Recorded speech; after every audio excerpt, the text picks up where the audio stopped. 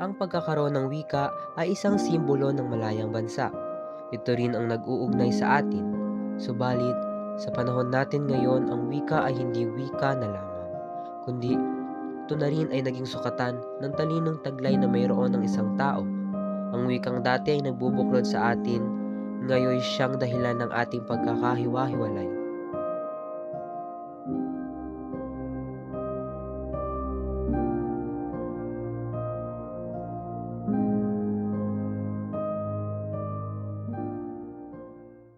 Ako nga pala si Maria Flor G. Mangyao, 16 years old at nakatira sa Pinalagad Angeles Village, Maninta, Valenzuela City. At nag-aaral ako sa Our Lady of Fatima, in short is all two. Nanggaling ako sa probinsya namin sa Southern Leyte. At dahilan nun kung bakit kami umuwi dito ay dahil at gusto makompleto ng tatay ko ang pamilya namin at ayaw niya masolo yung bahay. Tulad ng ibang bata, si Flora ay isang normal na estudyante na pumapasok araw-araw at nakikisalamuha sa kanyang kapwa estudyante.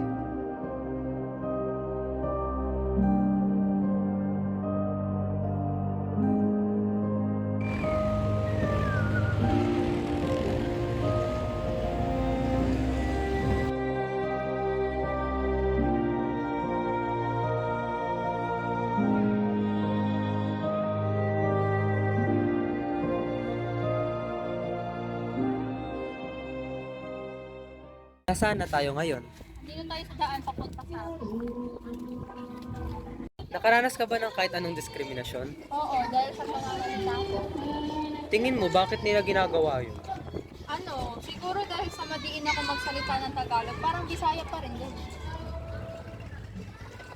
Anong nararamdaman mo pag ginagawa nila yun sa'yo? Nalulungkot lang, parang mas iniintindi ko na lang sa sarili ko na kung bakit ako dinidiskriminan dahil sa pananalita ko. Paano paraan ka nila binubuli? Pamamagitan na masasakit nilang salita sa akin. Araw-araw ba nilang ginagawa yun sa'yo? Oo, araw-araw. Lalo na nung grade 6 kasi kakarating ko lang dito nun sa Manila.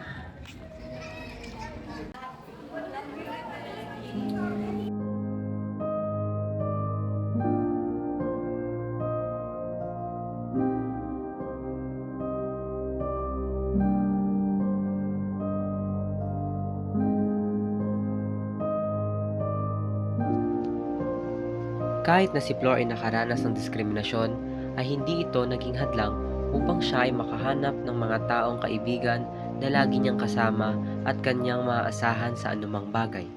Ano yung natatandaan mong pinakamasakit na sinabi sa'yo ng kaklase mo dahil dyan sa pananalita mo? Siguro ang tawag niyan. Like, sabi nila sa akin, Oy, Bisaya, dapat sa'yo inaalalay kasi taga-probinsya ka. Kasi kadalasan diba sa probinsya, inaalalay lang. Kaya sila pumunta ng Manila kasi nagtatrabaho kasi walang makain. Ano yung, ano yung nararamdaman mo nung sinabi nila yun? Nalulungkot ako. Iniiyak ko na lang yun kasi hindi ko naman kayang labanan kasi halos mga lalaki yung bumubuli sa akin dati. Oo, kasi nasa gitna ka.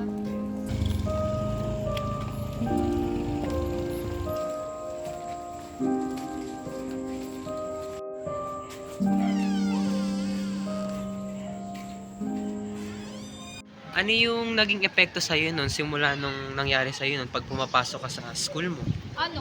Siguro, ang tawag, nangyayari sa akin umapasok ako kung namamagay yung mata, kakaiyak, tapos walang focus walang focus sa mga lesson, kaya yun din dahilan kung bakit mabababa grade ko nung first quarter namin nung grade 6. May mga panahon ba na gusto mo silang labanan dahil sa mga ginagawa nila sa'yo? Oo, nung time na nung time na nasa bus kami. Like sinuntok ko siya sa tiyan para makabawi ako. Yun. At sa loob ng kanilang tahanan ay tila isang normal na anak lamang si Flo. Walang kahit anong bakas sa kanyang muka na siya ay nakaranas ng anumang diskriminasyon sa kanyang buhay bilang estudyante.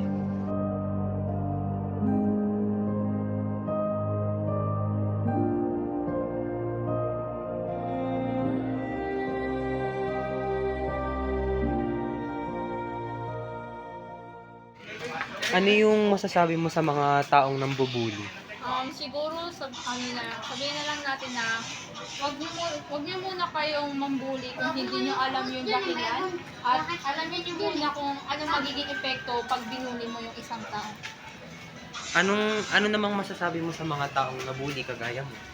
Ano na lang, ay ang ginagawa ko kasi sa kanya pag binubuli ako na hindi ko lang sila pinapansin kasi once ka rin naman na pag binuli ka, pag hindi mo sila pinapansin, magsasawa lang sila mangbuli sa'yo. Naway ang bawat isa ay maging sensitibo sa mga salitang ating binibitawan sapagkat hindi natin alam kung anong magiging epekto nito sa ibang tao. Ating simulan na gamitin ang wika sa mas makabuluhang bagay at iwasan ang anumang negatibong salita na walang magandang maidudulot sa buhay ng bawat isa. Ating bigyang galang ang bawat wika sapagkat ito ay yaman at ang pagkakakilanlan nating mga tao.